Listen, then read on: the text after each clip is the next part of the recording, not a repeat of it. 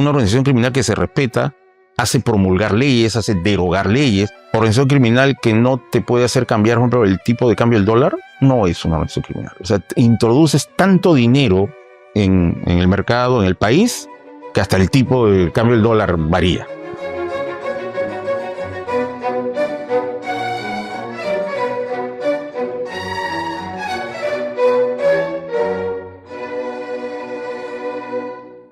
Hola, bienvenidos a un nuevo programa de la Tribuna de Grigley. Soy Hugo Mendoza y estamos por Grigley TV todos los martes a partir de las 7 de la noche.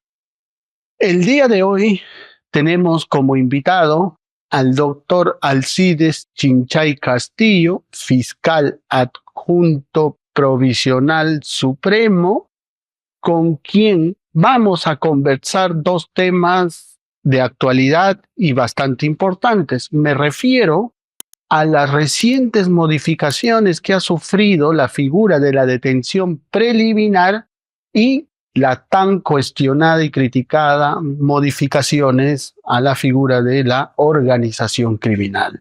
Vamos a analizar desde la perspectiva del Ministerio Público hasta qué punto estas modificaciones, tanto de la detención preliminar como la organización criminal, realmente han contribuido y fortalecido las herramientas jurídicas procesales para combatir la delincuencia, o muy por el contrario, lo han debilitado.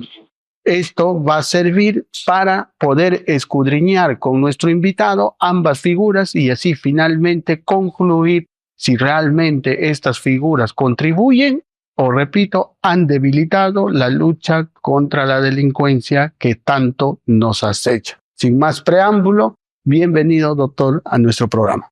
Muchas gracias, Hugo. Es un placer para mí compartir este espacio académico contigo. Gracias a usted por venir a nuestro programa. Entonces, como había hecho en la presentación, había tocado dos puntos. Quiero empezar con el tema de la detención preliminar, que es lo que recientemente se ha venido criticando, la modificación que hizo nuestro tan cuestionado Parlamento. Concretamente, lo que se hizo es haber derogado aquella detención preliminar que se da en un supuesto de no flagrancia, ¿no? Y donde se encontraba regulado en el artículo 261 de nuestro Código Procesal Penal, y donde se decía claramente que se podía ordenar una detención preliminar de una persona en casos de no flagrancia, en tanto y en cuanto existan razones plausibles de que haya cometido un delito y que de acuerdo a las circunstancias del caso también se podría barajar cierta posibilidad de peligro de fuga o de obstaculización. Entonces, dicho esto, mi pregunta, doctor, para que nos pueda ilustrar un poco el día de hoy en el programa es, esta detención preliminar, ¿cuál sería su antecedente, su utilidad antes de que sea derogada y cómo venía funcionando?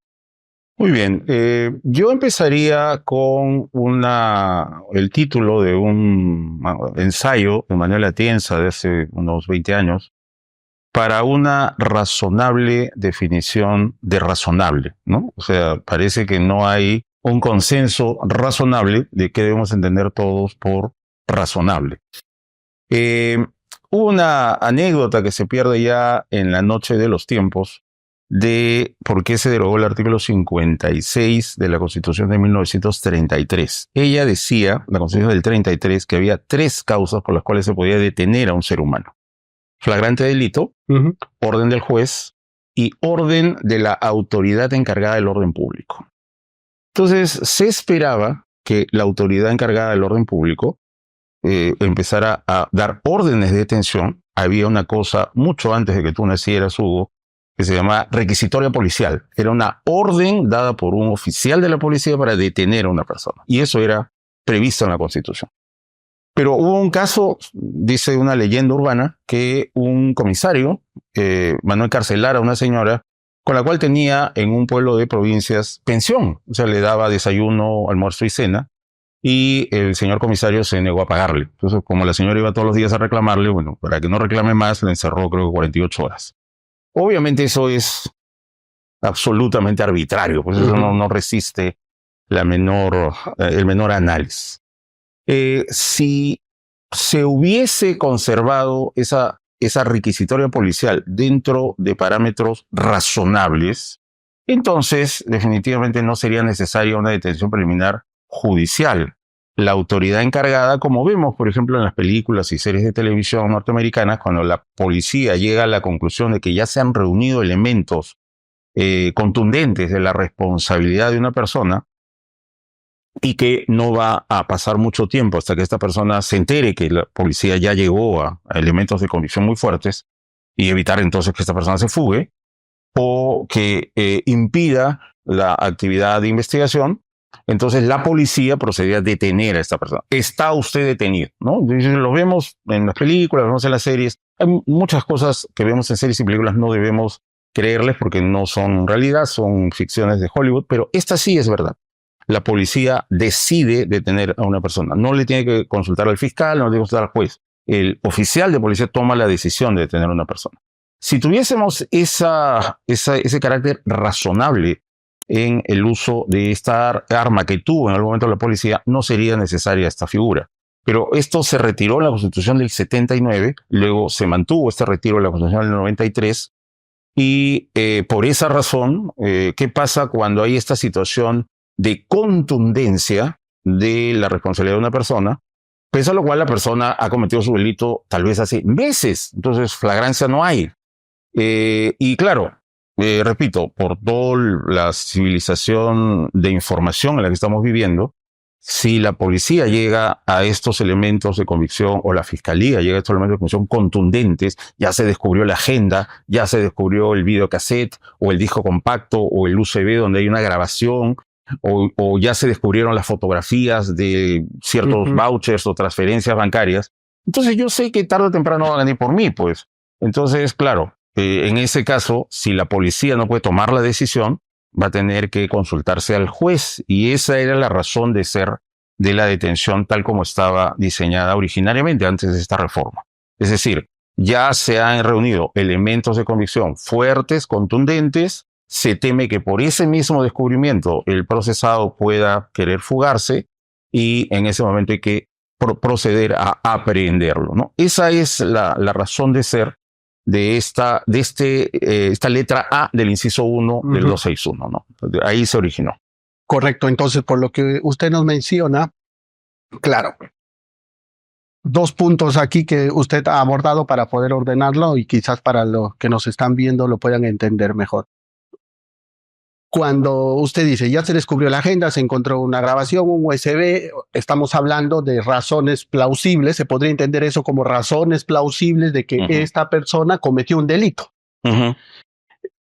Y además, como usted también señala, esta persona se da cuenta o toma conocimiento por alguna información de alguna fuente que ya lo descubrieron, queda claro que existe el peligro de que va a desaparecer esos elementos de prueba o que va a pretender fugar. Y eso sería lo que dice la norma que fue derogada, circunstancias que hacen prever que probablemente existe un peligro de fuga y de obstaculización. Dividido así estos dos grandes presupuestos de la detención preliminar. Así es. Y hasta este punto creo que compartimos la postura que usted tiene, y me parece que es totalmente razonable, encontrándonos en una situación de tal magnitud que efectivamente creo que ningún juez con dos dedos de frente y con buen criterio, con todos esos elementos que la policía, como usted bien señala, ha podido recabar, y en este caso en nuestro sistema, en conjunto con la fiscalía, definitivamente va a tener que ordenar una detención preliminar. Pero para ser un poquito más, quizás agudos en el análisis, le quisiera preguntar esto que significa como presupuesto razones plausibles. Repito, la definición se encontró las grandes elementos, fuentes de prueba, como se quiera denominar, videos, agendas, etc. Y la pregunta es, ¿cuál es la distinción que nosotros podríamos hacer de las razones plausibles que se definen una detención preliminar como presupuesto de los graves y fundados elementos de convicción de una prisión preventiva. Esto lo digo en el sentido de que probablemente para los que no conocen mucho de esto, para poder hacer el ejercicio, si ya yo tengo esos elementos probatorios, agendas, grabación, USB, y además también conozco de la posibilidad real de una obstaculización de la desaparición de pruebas o fuga, entonces, ¿por qué ir con una preliminar y por qué no probablemente formalizar y pedir una prisión preventiva para que se lleve adelante ese debate, ¿no? Esa contradicción entre la Fiscalía y Defensa, y así, digámoslo de alguna manera, la libertad, en caso el juez declare fundada esa prisión preventiva, sea pues de alguna manera mucho más legitimada, si se quiere, desde el punto de vista constitucional y todo, porque se ha garantizado el derecho de defensa, y no, y más bien optar por la detención preliminar. A ver, hagamos una distinción de 3 niveles o 3 pisos, si se quiere. Elementos plausibles, fundados y graves elementos, y pruebas. Supongamos la intervención de Teresa en un evento delictivo. Entonces, la intervención de Teresa en un evento delictivo, digamos, ha sido coautora con Humberto en el homicidio de Pedro. Pero la justicia solamente había hallado a Humberto. De pronto, haciendo pesquisas, se logra una orden de allanamiento, y en la orden de allanamiento se encuentra una agenda. En la agenda hay una hoja de papel. La hoja de papel está firmada por Teresa. Y Teresa se dirige a Humberto y le dice: nos salió bonito el delito, y te agradezco que no hayas hablado de mí. Desde fuera, yo te voy a dar todo mi apoyo. Y por favor nunca reveles que yo participé en este delito. Te amo, Teresa. Esta hoja de papel está dentro de una agenda. Uno abre la primera página de la agenda y la agenda dice pues Teresa López Martínez. La letra que dice Teresa López Martínez es la misma letra de la hoja. Ya. Podríamos decir que entonces Teresa ha redactado este documento. Primero, simplemente por esta coincidencia. Está el nombre de ella. Está con la misma letra una carta dentro de la agenda. Entonces, podríamos decir que eso es un elemento plausible. Ahora, fuerte elemento de convicción, ya estamos aludiendo a la audiencia de prisión. En la audiencia de prisión no basta eso, tiene que suceder además que el señor fiscal diga, bueno, habiendo hecho este allanamiento por orden judicial, encontramos este documento, leyendo este documento se encontró este elemento y al ver similitud gráfica consideramos que esto incrimina a Teresa. Por eso estamos pidiendo prisión preventiva contra Teresa. Y se va a hacer un debate de parte de la defensa. La defensa Teresa dirá, bueno, no hay contundencia o suficiencia para inferir que esto sea un documento hallado por el documento hallado por la fiscalía, corresponde a mi cliente, no se ha hecho una pericia, por ejemplo, y ese sería el nivel de fundado y grave elemento de convicción. Frente a esto, la prueba de que Teresa sí ha intervenido supondría, por ejemplo, ya que vaya el perito grafotécnico, que el perito grafotécnico sea interrogado y contrainterrogado. Muy probablemente la defensa de Teresa ya haya hecho una pericia de parte. La pericia de parte habrá concluido no es la letra de Teresa, y también, ¿no? Se va a interrogar y contrainterrogar al perito. Entonces, como veremos, son 3 niveles de análisis, ¿no? Del elemento plausible, que es simplemente lo que ahí veo, ¿no? Lo que ves es lo que obtienes, como se dice en algunos lemas de procesadores de textos. Es solamente eso. Lo que se escucha del audio, lo que se lee del documento, lo que se aprecia en la foto y nada más. Ese es el elemento plausible. Porque el juez solo tiene eso, porque es inaudita pars en la detención preliminar. En cambio, el elemento de convicción ya supone contradicción, ya supone debate. Pero no es tan profundo como el de la prueba, porque la prueba supone interrogatorio y contrainterrogatorio, o examen o contraexamen, que como sabemos eso no sucede en una audiencia de prisión preventiva, ¿no es cierto? Entonces, creo que son estos tres niveles.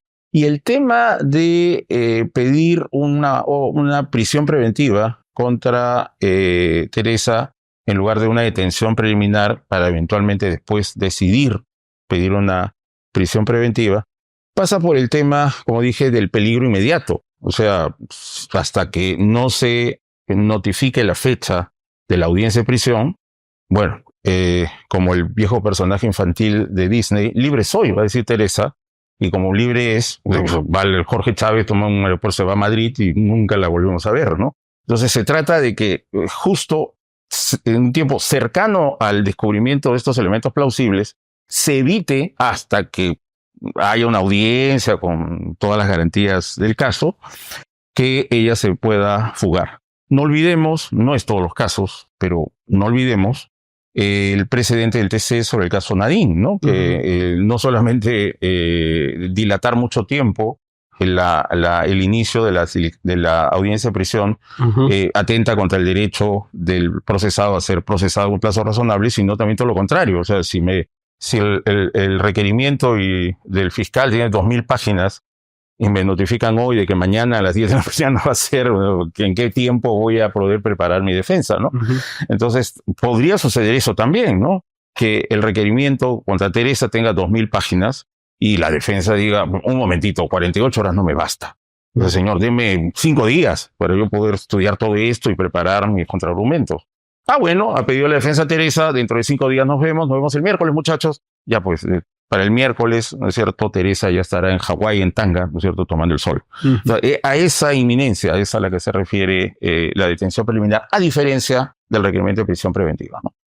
Claro, entonces podemos decir, claro, cuando se tienen esos elementos plausibles, como decíamos, es lo primero que se encuentra, porque también dentro del análisis, digamos, normal y racional que estamos haciendo, efectivamente, ¿no? Encontramos el documento, es lo primero, incluso cuando se inicia diligencias preliminares, es para hacer las diligencias más urgentes, más inmediatas y para recabar todo lo que se pueda de la manera más rápida posible. Entonces, dentro de eso, pues es lo primero que uno encuentra y dentro de ello, dependiendo del nivel también de la evidencia que se puede encontrar, podemos catalogarla como razón plausible o no también, ¿no? Porque probablemente puedan existir elementos que no califiquen como una elemento plausible de la comisión de un delito. Por ejemplo, no será el caso que usted pone, donde efectivamente pues queda claro si hay la agenda y está escrita y prácticamente hay una confesión de haber participado en la comisión de un hecho delictivo. Queda claro que su nivel de incriminación de esa escritura en la agenda podría calificarse como una razón plausible. Pero hay otros elementos que no calificarían y por tanto, pues, simplemente justifican la apertura de una diligencia preliminar para seguir indagando y ver hasta qué punto existe la participación o no en ese hecho delictivo. Claro. Ahora, ¿cómo en la práctica poder distinguir eso? ¿Y por qué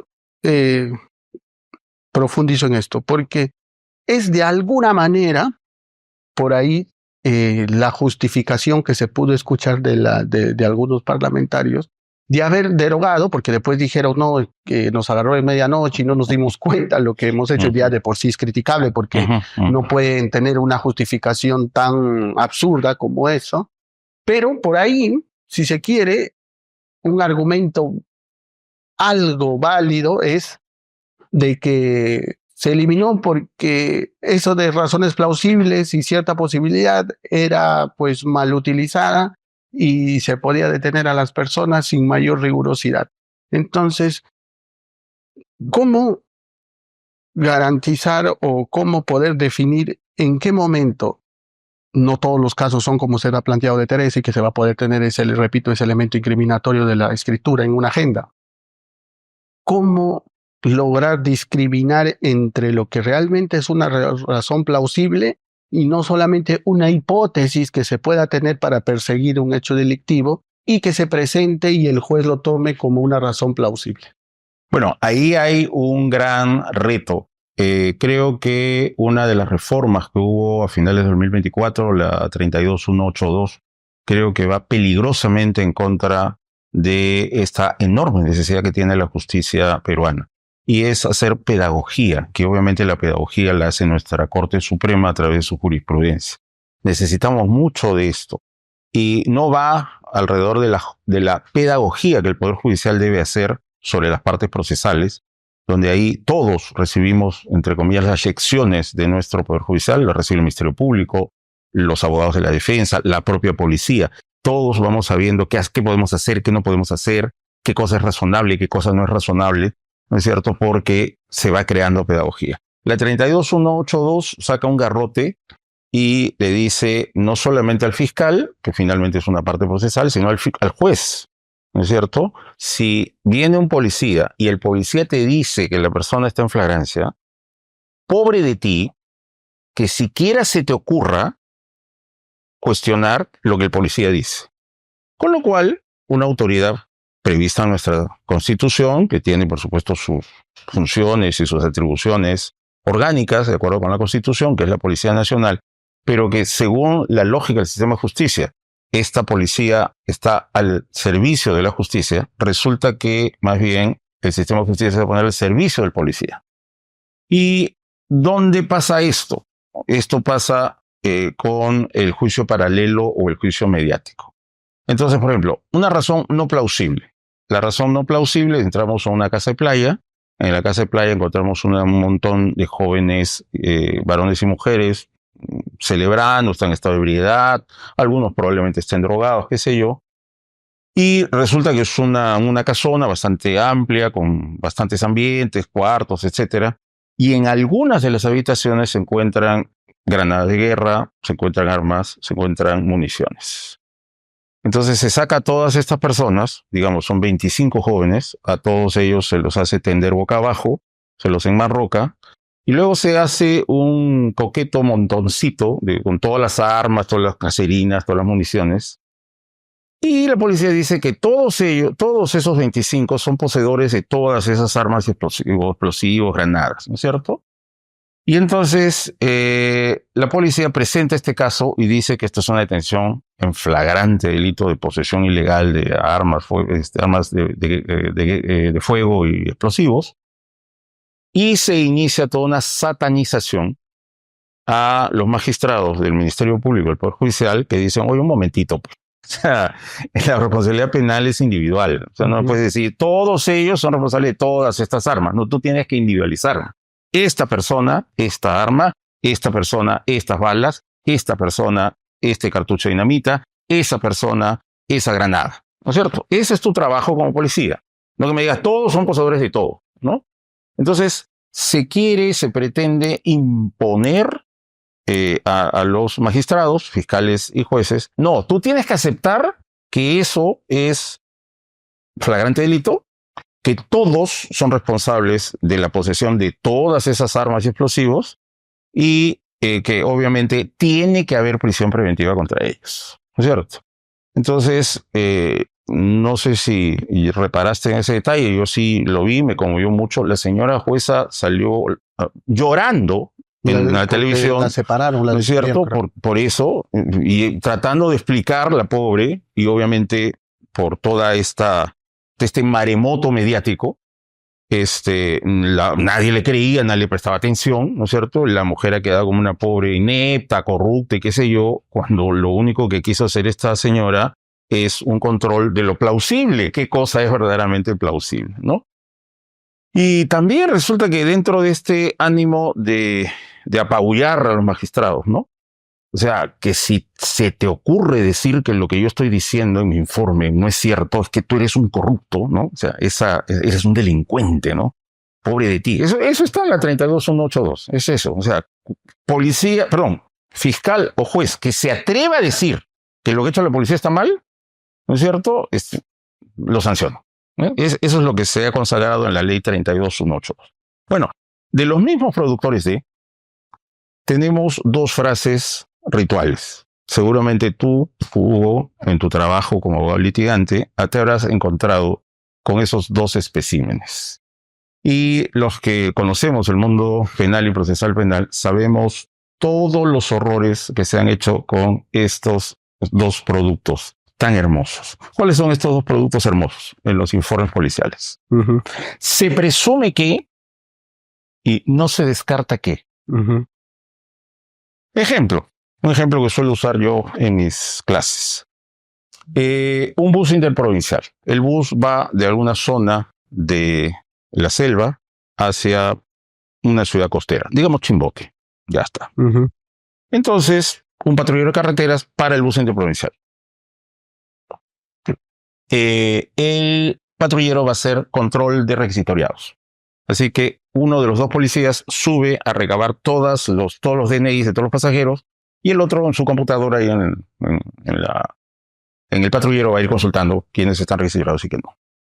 Bueno, el policía que va a recabar los DNIs ve que debajo de uno de los asientos, el asiento 16, hay un paquete.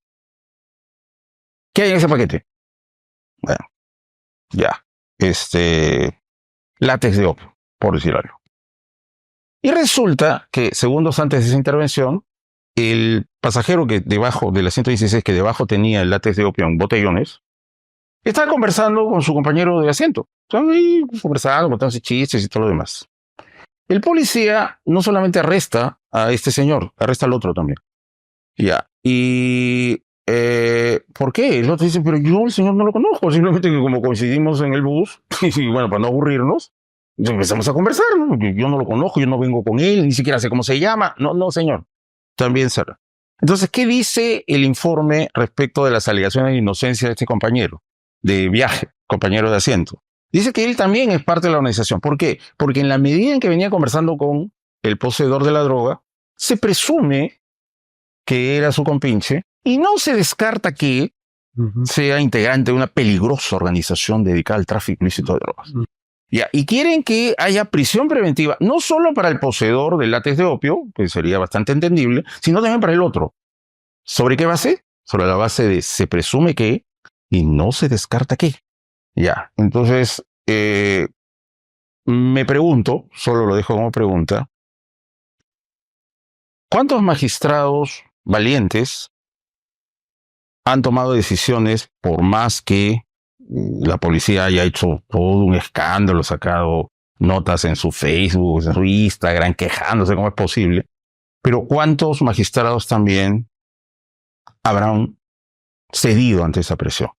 Y habrán pedido y habrán ordenado la prisión preventiva del compañero de la para que no me apabullen, para que no me hagan un cargamontón mediático sobre la base de que la policía pues me hace toda una campaña, así es que yo quiero mantener las cosas en márgenes, digamos, garantistas, ¿no?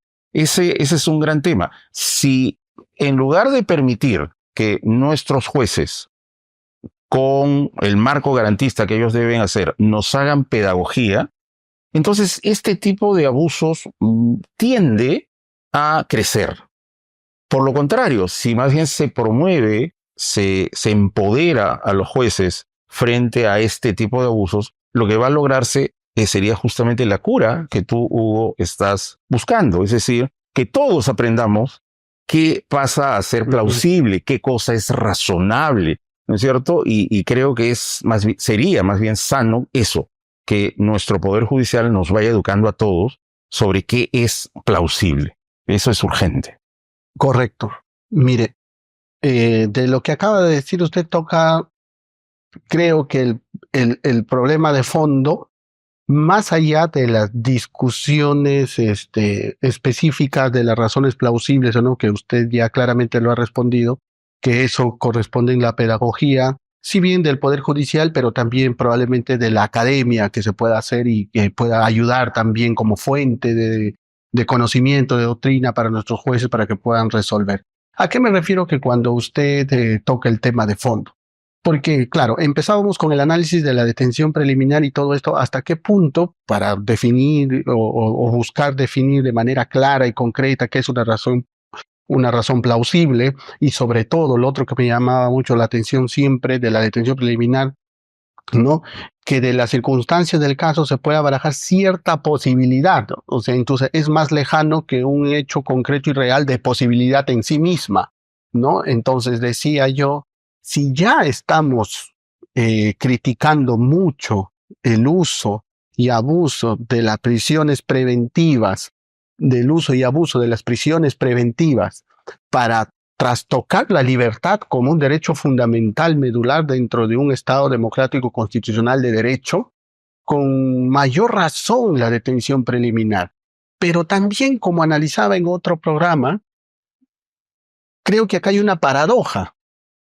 Una paradoja siguiente, que si bien es cierto se critica mucho el uso y abuso de las prisiones preventivas y las detenciones preliminares, pero también viéndolo desde un punto de vista razonable, objetiva, y como lo estamos conversando el día de hoy, queda claro que son figuras y herramientas que bien utilizadas son muy útiles para combatir el crimen, porque queda claro que una detención preliminar, incluso resolviéndose, como usted dice, en ahorita parte, porque así lo dice también el código, y no hay un debate, aún podríamos decir, oye, se pone incluso, si con la prisión se pone en riesgo la libertad de como un derecho fundamental, con la detención preliminar, con más razón esa libertad se pone mucho más en riesgo.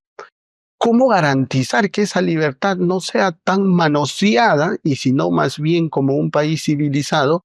Sí y solo sí se pueda derrotar, se pueda mandar y privar de libertad a una persona de manera provisional cuando realmente se justifica. Entonces, la respuesta que llego y que usted también lo ha dicho el día de hoy es, no son las figuras, sino el problema es mayor.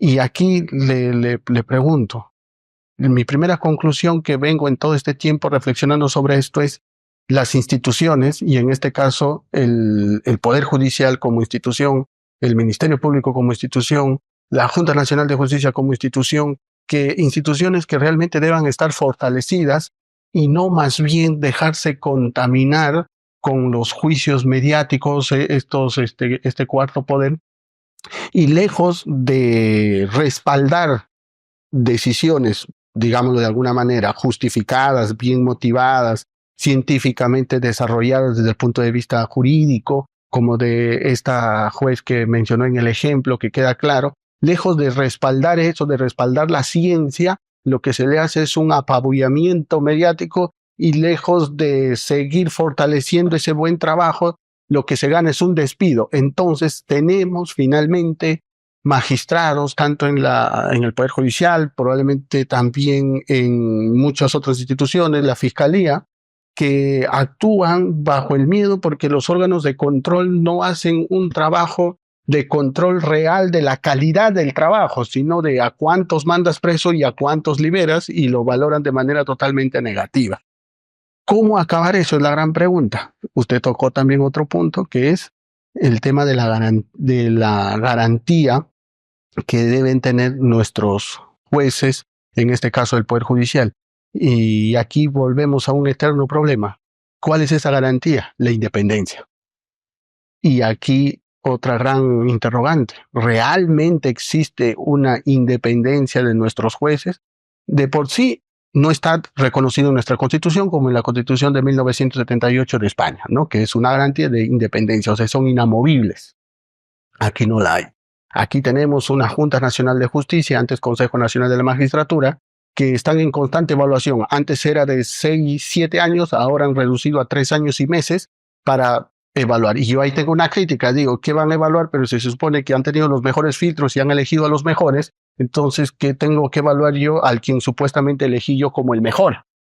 Pero muchas veces eso también se ha criticado, que vulnera y atenta a esta garantía de independencia.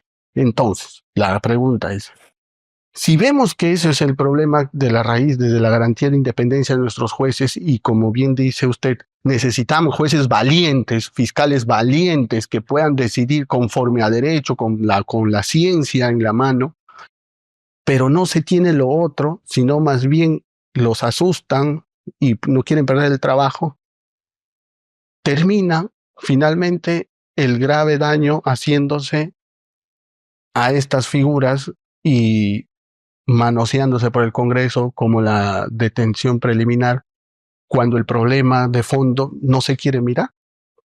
Bueno, sí. Lo que pasa es que hay atentados muy diversos contra magistrados, digamos, incómodos, ¿no? Y no todos estos atentados tienen la misma índole.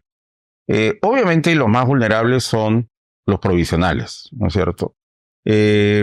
Hay un caso de la Corte Interamericana que curiosamente sucedió con un fiscal peruano provisional y que logró a nivel de Comisión Interamericana, por arreglo amistoso, volver a su puesto. Hay que hacer una precisión al respecto. Que haya sido un fiscal es porque pasa una cosa que, al menos que yo sepa, solo sucede en el Perú. Y es considerar que el fiscal es un magistrado. Que yo sepa, en ninguna otra parte del universo, ni galaxias aledañas, se considera al fiscal un magistrado. Entonces, claro, todo el sustento teórico con el cual la Corte Interamericana logró este acuerdo con el Perú es sobre la base de la protección de jueces, ¿no es cierto? Pero, claro, como el señor también es magistrado, logró, digamos, incorporar a su favor todo este bagaje de protección del juez, ¿no es cierto? Bueno, el tema es que, claro, si se trata de un provisional, ahora, gracias a este pronunciamiento del caso del fiscal peruano, es más difícil remover a un magistrado, juez o fiscal provisional, pero no es imposible. Sin duda es mucho más fusible un provisional y, bueno, sancionarlo porque no resolvió como ciertos intereses querían que resolviera, pues tan sencillo como removerlo. Entonces, su designación ha sido concluida, señor. Por favor, deje usted su puesto hasta nunca. Ya, pero también hay otras formas, ¿no? Y esas otras formas pueden ser ejercidas por las autoridades encargadas de diseñar o designar los puestos jurisdiccionales y fiscales. Estas personas podrían hacer mal uso y entonces, si bien el decreto legislativo 276 dice que el desplazamiento de cargo no puede ser oficialmente una sanción, digamos que todos sabemos que sí hay ciertos puestos en la magistratura que son una sanción. Entonces, claro, no te sanciono botándote a la calle porque eres titular, pero sí te saco del juzgado, de la sala donde estabas y te mando pues a otro juzgado o sala donde nadie quiere ir por diversas razones, ¿no? Porque es muy lejos de llegar, porque hay casos muy difíciles ahí, en fin, por una serie de razones, nadie quiere estar ahí y bueno, justo ahí mando al que me es incómodo y eso también es una manera de atentar contra la independencia. O de repente una persona fue ascendida provisionalmente y ya no le dan ese ascenso provisional, sino que vuelve a su puesto inmediatamente inferior, en fin. Entonces, para ello, sin duda, debe haber una serie de parámetros objetivos para la movilidad, incluso para los titulares, ¿no? La inamovilidad creo que es un tema fundamental, pero vemos que hay una diferencia, digamos, un poco de los presupuestos que debe haber para la designación de un magistrado. Recuerdo una conocida abogada que hace bastante streaming en un diario limeño, y que tiene también un programa en una radio AM. Esta señora comentaba en algún momento que había hecho un viaje a Japón y a conocer el sistema de justicia de Japón. Y claro, se quedó maravillada de la forma organizada, ¿no es cierto?, que ellos tenían. Y ella lanzó una pregunta, acaso muy tercermundista, comentaba esta señora. ¿Dónde está la OGMA? O sea, ¿dónde está el órgano de control? Y los japoneses no la entendían. ¿Qué quieres decir con eso? O sea, y decía, bueno, es que si el juez se porta mal, ¿quién lo sanciona? Y parece que a los japoneses no le entraba en la cabeza que un juez pudiera portarse mal. O sea, esa hipótesis no existía, ¿no es cierto? O sea, no se podía imaginar eso. Entonces, pasar de un mundo en el cual hay todo este aparato de idoneidad, y no solo de idoneidad, sino de decencia en un magistrado. Un mundo en el nuestro, pues, encontramos magistrados que hacen acoso sexual, hacen nepotismo, colocan a parientes, amigos y qué sé yo. Tienen, digamos, vínculos más que dudosos con personas con antecedentes penales y qué sé yo. Es un tema bien difícil. No es, y ese es un gran problema, Hugo, no es imposible lograr poner a las personas idóneas. Yo te hago un paralelo.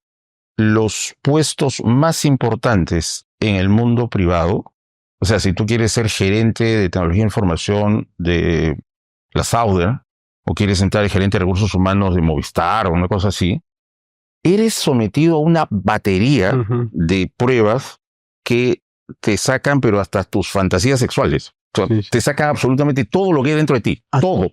Hasta para venderle servicios también es bien difícil de entrar. Es muy riguroso. Entonces, ¿qué pasa? Cuando estas empresas cazatalentos le dicen a Movistar, a la Sauder o cualquier empresa nacional o extranjera, este es el hombre adecuado para gerente de recursos humanos, para gerente de tecnología de información, realmente esa persona está súper calificada para ese puesto. Pero ya hemos visto en los últimos años por lo menos un par de casos de entrevistas en los que personas evaluadas con altísimo puntaje se notaba que no podían balbucir 2 oraciones gramaticales juntas. Entonces, claro, o sea, ¿qué criterio de selección de los mejores tenemos con ese tipo de productos, ¿no? Entonces, claro, ahí tenemos un problema. Si estas personas son seleccionadas con tan pocos criterios de verdadera calidad, entonces sí hay que temer, pues, o sea, hay que estar vigilando cada paso que den a través de esta evaluación cada 3 años y medio, porque en efecto son personas, o la mayor parte de ellas son personas temibles, ¿no? Porque realmente qué cosas van a resolver, cómo razonarán, o sea, veo que no pueden definir un concepto jurídico elemental y se supone que tienen que resolver casos de altísima complejidad, bueno, Jesucristo. Y esto entonces hace un tema muy desalentador, ¿no? Si se puede encontrar en el Poder Judicial o en el Ministerio Público personas talentosas, hay que concluir con desánimo que es una mera casualidad. Así es. O sea, no es que el sistema esté diseñado expresamente para que los mejores de los mejores, no. Si entra una persona idónea es una casualidad, ¿no? Claro, entonces, y ese desaliento, esa frustración es la que todos los que queremos hacer derecho desde el lugar donde nos encontremos, ustedes de la Fiscalía, un juez obviamente desde el Poder Judicial, la defensa técnica desde la defensa particular, la defensa pública, que todos los que queremos hacer las cosas bien nos encontramos con esta barrera y que realmente lleva a un grado de frustración porque finalmente se siente que estamos haciendo como que disparos al aire y concluimos en que ya no son temas ni siquiera de personas, sino es un tema bastante estructural. Y tiene que haber un cambio estructural, una reforma realmente de justicia que se haga seriamente, porque si no se logra, finalmente se van a estar manoseando, si cabe el término, para daros una supuesta respuesta para combatir el crimen, como lo que estamos viendo, la modificación de la detención preliminar, cuando en realidad no se quiere, digámoslo así, tocar el problema de fondo. Probablemente hay muchas personas que lo sepan, probablemente otras no, pero los que lo saben incluso y tienen la posibilidad de hacerlo y no lo hacen, creo que incluso serían mucho más criticables ese comportamiento. Y finalmente, doctor, no quería terminar el programa sin también tener un pequeño comentario sobre esta otra modificación de la organización criminal, que se modificó en las anteriores regulaciones del 317 que se tenía en nuestro Código Penal, en la parte especial como organización criminal, no se ponía la pena del delito, solamente decía destinada para cometer delitos, para usar ese presupuesto. Después, con la nueva modificación que entró y tuvo un corto periodo de vigencia, ya se puso pena. Decía mayor a delitos que se destinados a cometer delitos sancionados con penas mayores a 6 años. Primera crítica. Segunda crítica es que se incorporó estas frases como presupuestos destinadas a tomar el control de una cadena de valor de un mercado de economía ilegal. Y se puso de manera concreta para obtener un beneficio económico. Entonces esto fue duramente criticado. Finalmente terminó en la modificación quitándose ese control de una cadena de valor de una economía o mercado ilegal, quitándose el beneficio económico, ahora dice beneficio, cualquier otro material, pero sí se quedó la colocación expresa de la pena en años. Repito, anteriormente era solo destinados a cometer delitos. Ahora dicen delitos sancionados con pena de igual o mayor a 5 años. O sea, siempre pusieron los años. ¿Esto hasta qué punto usted cree que realmente en la misma sintonía que la detención preliminar beneficia al combate del crimen organizado, lo debilitó y esta modificación última que tenemos también realmente ayuda? Esas modificaciones que se hicieron contribuyen a reforzar esta figura jurídica como herramienta para combatir el verdadero crimen organizado. Bien, quería empezar con tu frase final de tu pregunta, el verdadero crimen organizado. Podemos hablar, digamos, de 3 niveles de crimen organizado. Primero, lo que criticaba mucho el expresidente del Poder Judicial, Duberly Rodríguez, que los fiscales llaman crimen organizado cualquier cosa. O sea, cualquier coautoría es de crimen organizado. Ya, no voy a decir que eso sucedió ni que no sucedió, sino que aquello a lo que se refería el doctor Duberly, sí, ese es un defecto. O sea, llamar a cualquier coautoría crimen organizado. Eso se ve bastante en denuncias de parte. Entonces, por ejemplo, en una municipalidad voy a pedir una licencia para abrir una cevichería, me entrevisto con el gerente de comercialización y me pide dinero. O sea, yo te doy la licencia, pero es como dinero. Ya, yo voy a inspectoría o al órgano de control institucional de la municipalidad a denunciar al gerente y el órgano cierra el caso diciendo no hay pruebas. Entonces yo denuncio penalmente al gerente de comercialización y al jefe de la OSI por crimen organizado, ¿no es cierto? Ya. Y eso evidentemente no es un crimen organizado. Eso no es crimen organizado, pero ni en Saturno. Ya. Entonces ahí hay un mal uso. Decir que ahí donde hay 2 personas que cometen delitos es crimen organizado, eso no corresponde. Meras coautorías, llamarlas crimen organizado. Luego tenemos el tercer nivel, el segundo lo quiero mencionar al último, y el tercer nivel ha sido bastante tocado por el doctor Víctor Prado Saldarriaga, que es nuestro crimen organizadólogo en el Perú, de manera bastante crítica. Y entonces el doctor en sus horas, en sus conferencias ha dicho, es absurdo pues llamar a un grupo de autores de robo a mano armada o un grupo de secuestradores, organización criminal, ¿no? Organización criminal, en los términos de Palermo, es toda una estructura que tiene 2 incidencias, y ahí viene lo de la cadena de valor. Tiene 2 incidencias. Si en esas 2 incidencias no es una organización criminal que se respete. Primero, tiene injerencia política. O sea, una organización criminal que se respeta hace promulgar leyes, hace derogar leyes. Recordemos el caso de la Constitución colombiana, ¿no? Prohibir que el Estado colombiano extradite colombianos, eso fue una obra de Pablo Escobar, ¿no es cierto? Modificar la Constitución, nada menos, para protegerse frente a los Estados Unidos. Hacer que se deroguen leyes, que se prorrogue la vigencia de ciertas leyes, que se deroguen leyes, eso es una organización criminal. Y lo segundo es la parte económica. Entonces, decía el doctor Prado, organización criminal que no te puede hacer cambiar, por ejemplo, el tipo de cambio del dólar, no es una organización criminal. O sea, introduces tanto dinero en el mercado, en el país, que hasta el tipo de cambio del dólar varía, ¿no? Entonces, en efecto, parece que Palermo se refiere a eso, a esas macroorganizaciones que tienen injerencia macroeconómica y política. Pero en medio está justo lo que criticaba el doctor Prado Saldarriaga, que no es aquello lo que criticaba el doctor Duberly. Es decir, estos grupos de extorsionadores, de secuestradores, de autores de robo a mano armada, que en la terminología ortodoxa del doctor Prado no serían organizaciones criminales.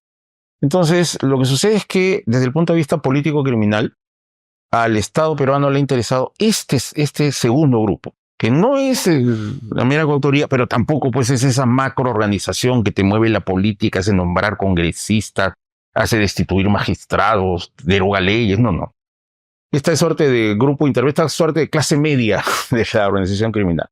Desde ese punto de vista, de esta clase media de la organización criminal, que ya tal vez para otra ocasión discutamos si eso merece ser llamado o no organización criminal, sí, eso ha sido perjudicado con estas reformas. Entonces, creo que sería hora de hacer una suerte de ejercicio de realismo político y decir que haber llevado las reformas que tú has mencionado al tercer nivel, o sea, solo esa macroorganización pues, que mueve la economía, mueve la política, esa solo puede ser llamada organización criminal, no es nuestra experiencia. Y definitivamente parece que el Perú necesita, no sé si con el nombre de organización criminal o no, una herramienta jurídica fuerte, eficiente para estas otras organizaciones, digamos, intermedias, porque son las que más daño están haciendo a la seguridad ciudadana. Entonces, sí, para el combate de eso sí ha habido un retroceso. Para el tema de Duberly, de la crítica del doctor Duberly, que parece ser la excusa del Congreso, ¿no? O sea, para que no se llame pues, a cualquier grupúsculo o organización criminal, sí, pues, pero es en el otro extremo, ¿no? Entonces, creo que habría que buscar ese justo medio para ayudar al combate del Estado peruano contra las formas más dañosas y peligrosas de delincuencia. Correcto. Bueno, como usted acaba de decir, le tomo la palabra para volver a invitarlo en otra oportunidad y poder conversar sobre esta figura con mucho más detalle y mucho más amplitud.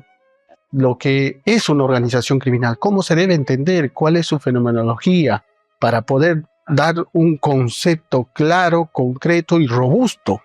Porque también analizando esta figura he visto y no he encontrado, e incluso sí he encontrado honestidad académica en sus autores, como el juez supremo que usted señala, Víctor Prado Saldarriaga, otra profesora, Laura Zúñiga, que también ha escrito al respecto, que hasta ahora no se puede definir de manera clara qué es realmente, desde un punto incluso jurídico, dogmático, una organización criminal. ¿Cuáles serían esos conceptos? ¿Cuáles serían sus presupuestos? ¿Cuáles serían sus elementos? Porque tiene mucha vinculación con un fenómeno pues, social, ¿no? Que es, como usted acaba de decir, también la política criminal y todo. Entonces tiene muchas aristas que se tienen que analizar y finalmente es complicado definir desde un punto de vista conceptual una organización criminal y ver todas sus características. Así que yo creo que eso amerita, como bien dice, otro programa para poder intentar siquiera acercarnos. Creo que definirlo se necesita mayor estudio, pero al menos acercarnos un poco más a lo que